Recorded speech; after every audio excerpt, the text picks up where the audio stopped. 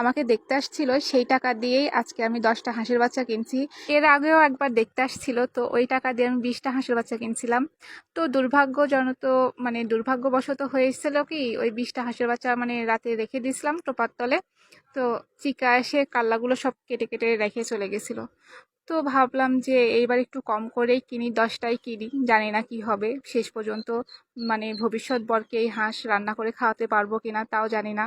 খুব যত্ন সহকারে এই হাঁসের বাচ্চাগুলো পালার বড় করার চেষ্টা করছি, জানি না শেষ পর্যন্ত কয়টা থাকবে আর ভবিষ্যৎ বরকে খাওয়াতে পারবো কিনা। আমার বন্ধুরা জিজ্ঞেস করে যে পাত্রপক্ষের টাকা দিয়ে কি করিস, আমাদের তো খাওয়াতেও পারিস। অন্য মেয়েরা কি করে জানি না, কিন্তু ওই যে আমি হাঁসের বাচ্চা কিনছি, ভবিষ্যতে বড় হবে, পালবো, কয়েকটা বিক্রি করব, খাবো, ভবিষ্যৎ যদি বড় হয় তাকেও খাওয়াবো।